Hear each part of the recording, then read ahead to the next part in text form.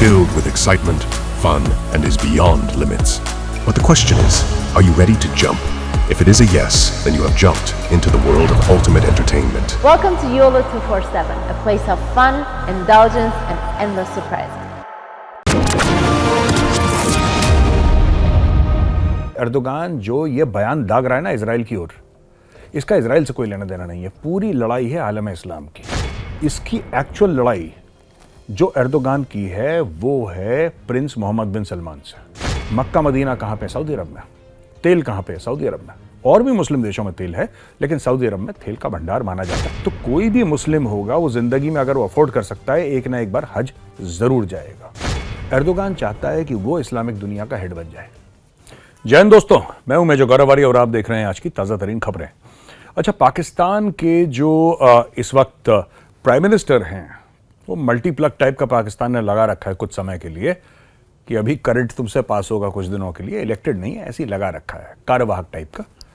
तो मरगला डायलॉग्स एक टॉक हुई वहां पे इस्लामाबाद में, तो मरगला डायलॉग्स में उन्होंने कुछ बातें करी, बड़ी इंटरेस्टिंग बातें। मैं उनमें से बातें तो उन्होंने कई करी और पूरा 45 मिनट की तकरीर थी, लंबी से बोलते गए। उसमें से 2-3 बातें आज मैं आपके साथ डिस्कस करना चाहता हूं और फिर मैं बाकी खबरों पे आऊंगा। पहले तो उन्होंने बोला कि साहब ऐसा है कि क्योंकि अमेरिका और चीन के बीच में खटपट है, इसीलिए भारत को इतना ज्यादा वेटेज मिल रहा है अमेरिका से। भारत की इतनी आवभगत हो रही है, भारत को इतना पूछा जा रहा है क्योंकि इन दोनों लोगों के बीच में, यानी कि अमेरिका और चीन के बीच में खटपट है, लड़ाई है, इन्फ्लुएंस की लड़ाई है। तो मैं ये कहना चाह रहा था काकड़ साहब को कि सर ऐसा है, देखिए ना, बात ये नहीं कि इन्फ्लुएंस की लड़ाई है। पहली बात, भारत का कोई इस्तेमाल नहीं कर सकता, ये तो अभी की बात है, चीन और अमेरिका के बीच में खटपट। हमारी तो 1962 में जंग हो चुकी है, लड़ाई हो चुकी है, युद्ध हो चुका है हमारा चीन के साथ, फिर 1967 में हुआ, और इतने सालों से हमारा लाइन ऑफ एक्चुअल कंट्रोल पे टेंशन चल रहा है। वो तो चाइना भी आया। और अगर आपको ऐसा लगता है कि ये लड़ाई जंग से, जैसा आपने कि बोला अपनी टॉक पे कि इस लड़ाई और जंग से भारत को बड़ा फायदा हो रहा है, भारत इंसेंटिवाइज करता है कन्फ्लिक्ट को, पाकिस्तान नहीं करता, भारत करता है इंसेंटिवाइज कन्फ्लिक्ट को। तो मैं आपको एक बात बता दूं, आपका जो ये मानना है ना कि भारत को ट्रांसफर ऑफ टेक्नोलॉजी और इन्वेस्टमेंट इसलिए मिलती है, ये आपकी बहुत बड़ी गलतफहमी है। कोई इतना बेवकूफ नहीं है, कोई भी, चाहे वो अमेरिका हो, चाहे कोई भी देश हो, यूरोप का कोई भी बड़ा देश हो, वो इतना बेवकूफ नहीं है काकड़ साहब कि वो पैसा डाले भारत में अगर उसको 100 रुपए का 200 रुपए ना मिल रहा हो, या वो 10 रुपए डाले उसको 20 रुपए ना मिल रहा हो।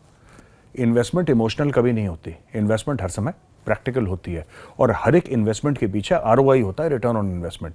ये आप समझ लीजिए। तीसरी बार आपने बोला कि हिंदुत्व के बारे में आपको ऐसा लगा कि हिंदुत्व के बारे में 2-3 बयान आपको दाग देने चाहिए, और आपने ये बयान दागा कि साहब ये सब जो हैं, जितने भी प्रवासी भारतीय हैं, ये स्लीपर सेल हैं और ये RSS का एजेंडा चलाते हैं, और कि इंडिया जो है, इंडिया हिंदुत्व की तरफ जा रहा है। तो क्या हुआ अगर इंडिया हिंदुत्व की तरफ जा रहा है? तो आपको इससे क्या खुजली है सर? आपको क्या लेना देना अगर इंडिया जा भी रहा है हिंदुत्व की तरह?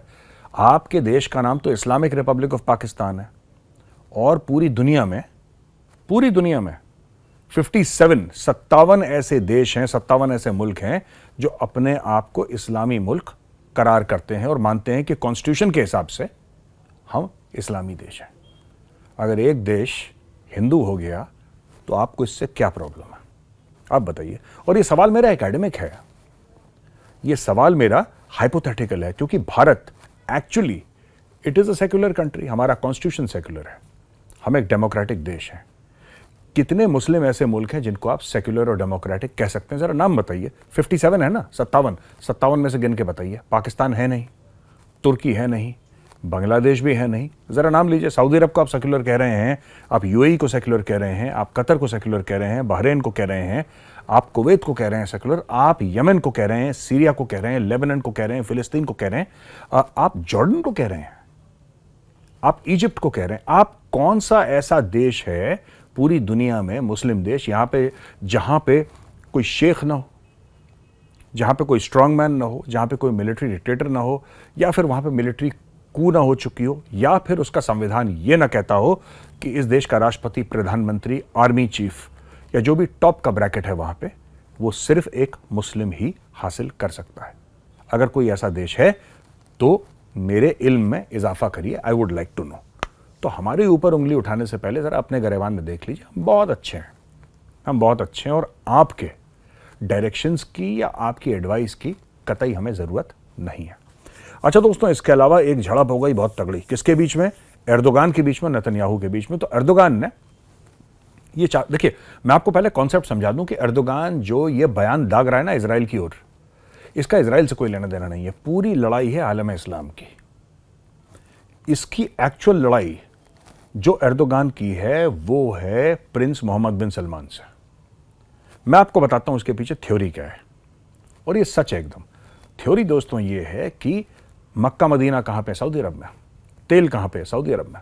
और भी मुस्लिम देशों में तेल है, लेकिन सऊदी अरब में तेल का भंडार माना जाता है दुनिया का almost one of the biggest, if not the biggest, one of the biggest reservoirs of oil is to be found in Saudi Arabia.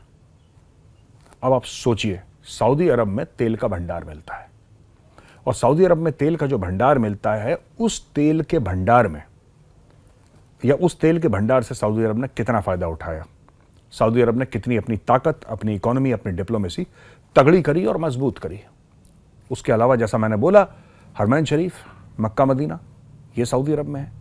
तो कोई भी मुस्लिम होगा, वो जिंदगी में अगर वो अफोर्ड कर सकता है, एक ना एक बार हज जरूर जाएगा।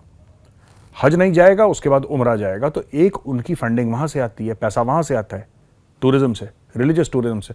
बाकी तो ऐसी कोई जगह है नहीं सऊदी अरब में घूमने की, छोड़ के मक्का और मदीना।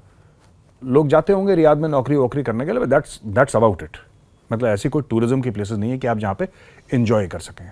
तो मक्का मदीना हो गया, तेल हो गया, इन दोनों के बैलेंस को लेकर सऊदी अरब ने इस्लामिक दुनिया पे धाक मचा रखी है। OIC का लिटरली मालिक बैठा सऊदी अरेबिया। ये एर्दोगान को हजम नहीं होता। एर्दोगान चाहता है कि वो इस्लामिक दुनिया का हेड बन जाए। ठीक है दोस्तों, अब इस्लामिक दुनिया का हेड वो कैसे बनेगा, मैं आपको कॉन्सेप्ट समझाता हूं, फिर मैं वापस नेतन्याहू की बात पे आऊंगा। वो इस्लामिक दुनिया का हेड इस तरीके से, देखिए, ना उसके पास तेल है, ना मक्का मदीना तुर्की में, तो कैसे बनेगा? ना तुर्की इतना अमीर मुल्क है, हाँ यूरोप में है, पर Turkey is not a rich country at all. Turkey के पास इतना पैसा भी नहीं है, ज़्यादा अमीर नहीं है तुर्की। तो फिर किस तरीके से वो इस्लामिक दुनिया का हेड बन सकता है? तो उसने एक तरीका निकाला। ये जो पूरा कॉन्फ्लिक्ट है ना, ये हमास ने आतंकी हमला करा, इजराइल ने जवाबी कार्रवाई करी, ये सब जो हुआ है, इसमें बहुत एक बात समझने वाली है।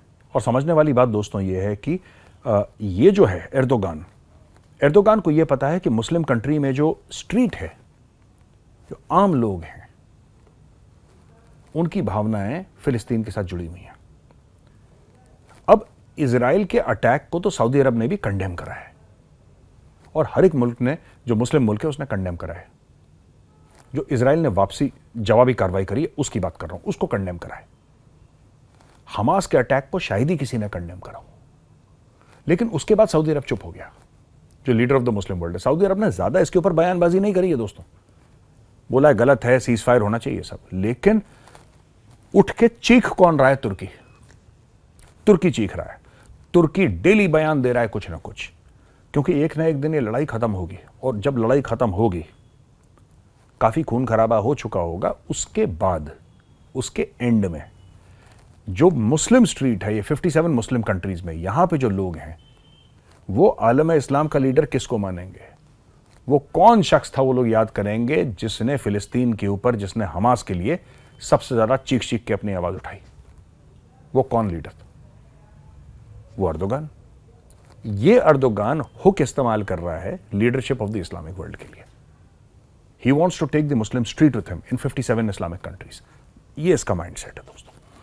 तो इसने नेतन्याहू को बोला कि इजराइल एक टेरर स्टेट है, इजराइल ऐसा करता है, वैसा करता है, मारकाट मचा रहा है। तो नेतन्याहू ने इसकी अच्छी तरीके से दोस्तों क्लास ले ली।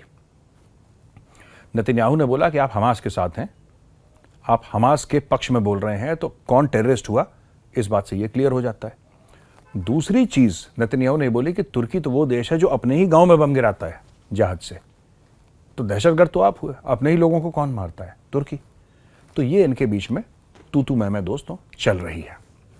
और दोस्तों आज की आखिरी खबर यह है कि डोनाल्ड ट्रंप ने एक स्पीच दी है। ये उसने साफ साफ ये बोला है कि 2025 में, उसका कहना है कि 2025 में जब चुनाव होगा और मैं यानी कि डोनाल्ड ट्रंप दोबारा जब राष्ट्रपति बनूंगा अमेरिका का, तो एक एक बंदा जिसने हमास के समर्थन में बात करी है अमेरिका, उसका वीजा कैंसिल करके उसको कान पकड़ के देश के बाहर निकालूंगा। यह ट्रंप ने बोला है। ट्रंप ने बोला है कि जो तुम कॉलेज के कैंपसेस में हमास के प्रो रैलीज निकाल रहे हो, ध्यान रखना, तुम सबके बारे में पता है मुझे। मैं जैसे ही राष्ट्रपति बनूंगा वैसे ही सबसे पहले मैं तुम्हारे पीछे पड़ूंगा और तुम्हें निकालूंगा इस देश से, तुम्हारा वीजा कैंसिल करूंगा। और दोस्तों ये सही भी है। ये जो जिहादी माइंडसेट के लोग हैं जो अमेरिका की यूनिवर्सिटीज में पहुंच गए, ये यही भाषा समझते हैं, ठीक है, कि जिस डस्टबिन से ये लोग आए हैं, जिस कूड़ेदान से ये लोग आए हैं, ये लोग अमेरिका क्यों आए हैं? इनको लगा एक अच्छा देश है। लेकिन फिर अमेरिका को ही अगर आप फिलिस्तीन बनाना चाहते हैं, आप न्यूयॉर्क को ही गाजा बनाना चाहते हैं, फिर क्या फायदा? फिर गाजा में ही रहते, आप आए क्यों यहां पे? अगर वही सड़न गलन अपने देश की लाके अमेरिका में थोपनी है, फिर क्या फायदा? तो ट्रंप ने तो साफ कह दिया कि जिस दिन मैं राष्ट्रपति बनूंगा उस दिन सबके वीजा कैंसिल और सबको वापस। मैंने देखिए ट्रंप से मैं कई बार मेरा डिसएग्रीमेंट हुआ है, मैं ट्रंप की हर एक नीति में उसका साथ नहीं हूं, लेकिन इस नीति में मैं ट्रंप के साथ बिल्कुल खड़ा हूं।